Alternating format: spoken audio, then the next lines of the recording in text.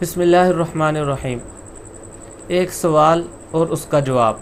سوال یہ ہوتا ہے کہ جب کسی انسان کے پاس اتنی گنجائش ہے اور اس کے پاس اتنا مال و دولت ہے، اتنے اسباب ہیں کہ وہ اپنا رہن سہن اور اپنا لباس، اپنی وضاقتہ اچھی بنا سکتا ہے، سنوار سکتا ہے، تو پھر بھی کیا کسی انسان کا اتنے انعام اور اتنے فضل کے باوجود اپنے آپ کو گٹیا لباس پہنانا اور اپنی وضاقتہ گٹیا رکھنا، کیا یہ ٹھیک ہے یا نہیں؟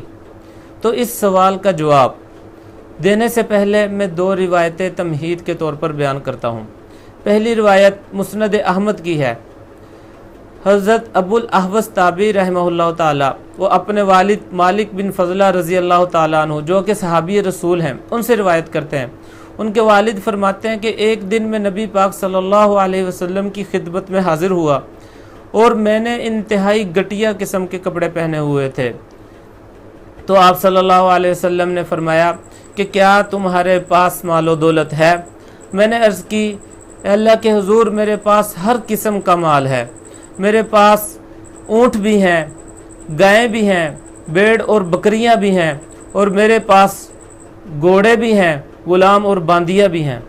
تو آپ صلی اللہ علیہ وسلم نے فرمایا کہ جب اللہ تعالیٰ نے تمہیں اتنا مال و دولت دے رکھا ہے، اتنے مال سے نوازا ہے، تو پھر اس کے فضل اور انعام کا اثر تم پر نظر آنا چاہیے۔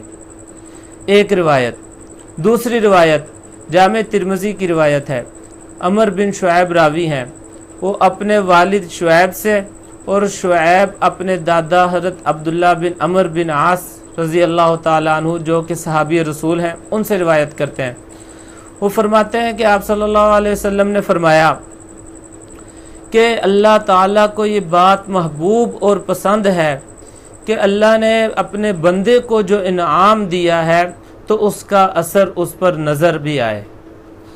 تو یہ 2 روایات، ان دونوں روایتوں کو، ان دونوں حدیثوں کو سامنے رکھتے ہوئے اس سوال کا جواب یہ نکلتا ہے کہ جب انسان کے پاس اتنے اسباب ہیں کہ وہ اپنا لباس اچھا کر سکے، تو پھر بھی اس کو گٹیا لباس پہننا یہ گویا کہ ناشکری ہے، یہ اللہ تعالیٰ کے فضل اور انعام کی ناقدری ہے جو اللہ نے اس کو دیا ہوا ہے۔ تو جس طرح دکھلاوے کے لیے یا فیشن کے طور پر انتہائی مہنگے لباس پہننا اور فضول اسراف کرنا یہ بھی درست نہیں ہے، اسی طرح مال و دولت اور اسباب کے باوجود بخل اور کنجوسی کرتے ہوئے یا اپنی طبیعت کے گوار پن کی وجہ سے ڈنگ کا لباس نہ پہننا اور گندی حالت اختیار کرنا یہ بھی صحیح نہیں ہے۔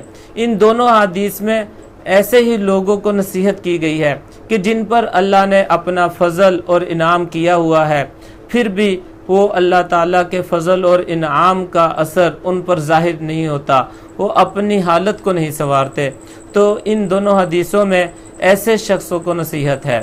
تو چاہیے یہ کہ جب اللہ تعالیٰ نے بندے کو اسباب دیے ہوئے ہیں اور اس کے پاس مال و دولت بھی ہے، وسائل بھی ہیں، تو پھر اس کو اپنی وضاقتہ، اپنا رہن سہن بھی ایسا اختیار کرنا چاہیے جس سے اس کے اس اللہ تعالیٰ کے اس فضل اور انعام کا اس پر اثر ظاہر بھی ہو۔ اللہ تعالیٰ ہمیں ان دونوں روایتوں پر، ان دونوں حدیثوں پر عمل کرنے کی توفیق عطا فرمائے۔ اللہ ربی والاسلام دینی ومحمدا رسول اللہ